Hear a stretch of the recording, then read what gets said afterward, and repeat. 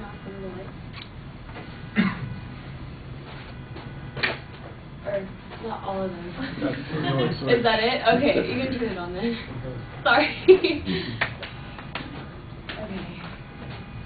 Okay. Imagine seeing somebody dressed up in out-of-the-ordinary clothes. Imagine seeing somebody going up to strangers' houses and demanding them for free candy. Now imagine someone cutting faces into fruit. Now, this all seems out of the ordinary for everyday behavior, but there is one night that this is considered completely normal, and that is none other than Halloween. Now, I'm sure that everyone has wondered about the origins of some of the traditions of Halloween, like trick-or-treating, dressing up in costumes, and carving jack-o'-lanterns. Today, I'd like to reveal to you the origins of these traditions of Halloween. First, I'd like to discuss the origins of one of the most popular Halloween traditions, dressing up in costumes. This tradition has both European and Celtic roots. According to the History Channel, hundreds of years ago, winter was an uncertain time of frightening associated with death. People were constantly filled with worry. On Halloween, it was believed that ghosts and spirits would freely roam the earth. People thought that they would encounter ghosts if they left their home, so they would wear masks when they left their homes after dark to make ghosts confuse them for other ghosts. As European immigrants came to America, they brought along their Halloween traditions, including this one. But as European Halloween beliefs mixed with Native American beliefs, an American version of Halloween began to form. Americans really started to dress in costume when the potato famine brought a lot of Irish immigrants, and with them their Celtic costume traditions.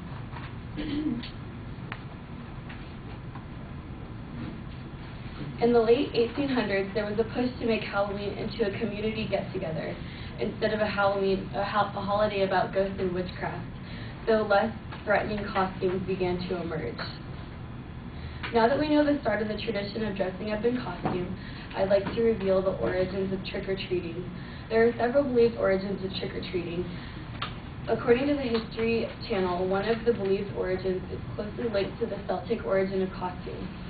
Because the Celtics feared the ghosts that they believed would come out on Halloween, they placed bowls of food outside their homes to satisfy the ghosts and keep them away. History Channel presents another start to this tradition.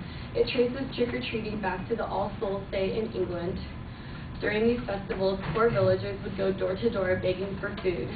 Families would give these poor citizens a pastry called soul cakes in exchange for prayers for their dead relatives.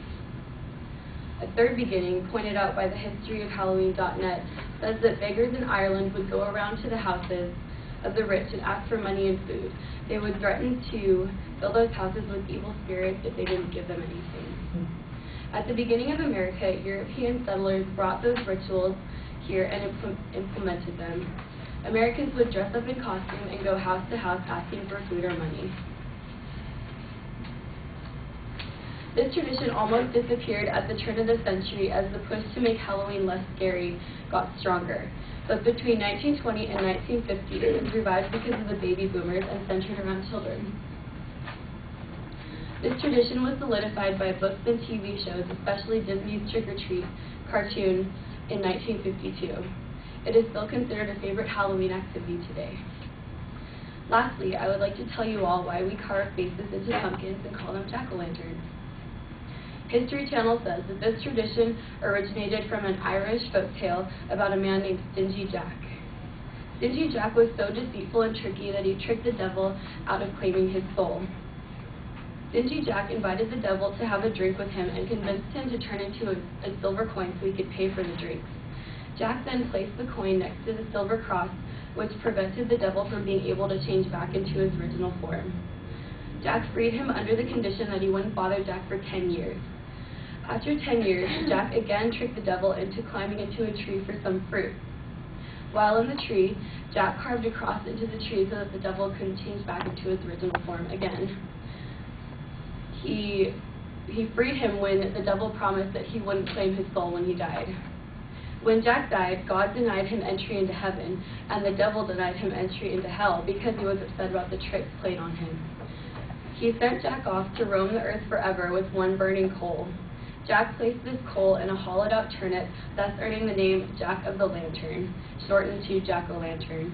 The Irish people would make their own versions of Jack's lantern by carving scary faces into turnips and placing them in windows to scare away Jack and other evil wandering spirits. Irish immigrants, when they came to the U.S., began to do this on pumpkins, thus creating the modern jack-o'-lantern. Today, I've described to you the origins of 3 main Halloween traditions. I hope that we all can appreciate Halloween for the historical holiday that it is.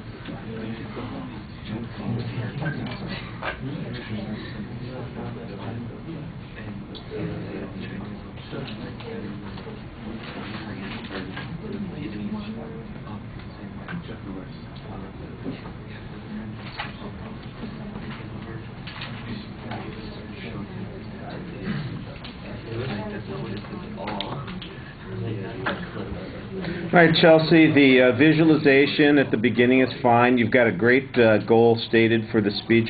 Your preview, I think, it's laid out, but it's a little oversimplified, and it's not a bad idea to elaborate a little bit on it. I thought that the first point was a little underdeveloped, but you did a good job on most of the other points, adding good content to the speech. And the conclusion of the presentation seems a little bit rushed. On the visual factors, at the beginning of the speech, you're standing there with your legs crossed and you look a little off balance. But then later in the speech, you've got both feet together, which is a good posture, and you look pretty confident, but you stand that way the whole time, and so it seems a little bit less like it's about confidence and a little bit more like, you know, deer in headlights sort of thing. So you need to relax a little bit and sometimes maybe approach the audience, maybe do the walking of the transitions that we talked about, something so that you don't appear to be just kind of stuck in that one spot. It looks a little awkward there. Your gestures, they're a little limited by the cards, although you brought your hands up a few times to make some indications.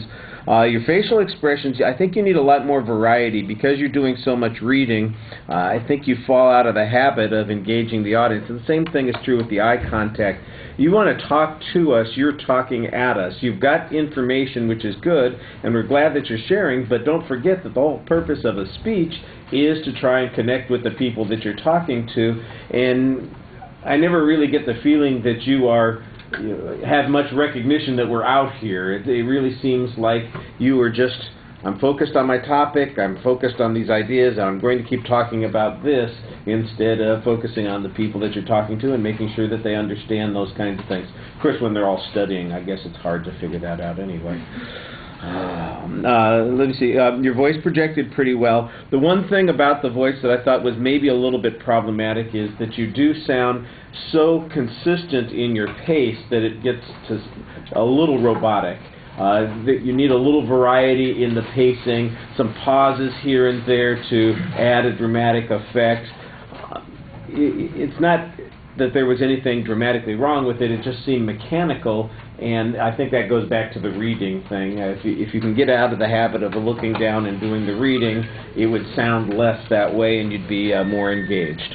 All right, thank you.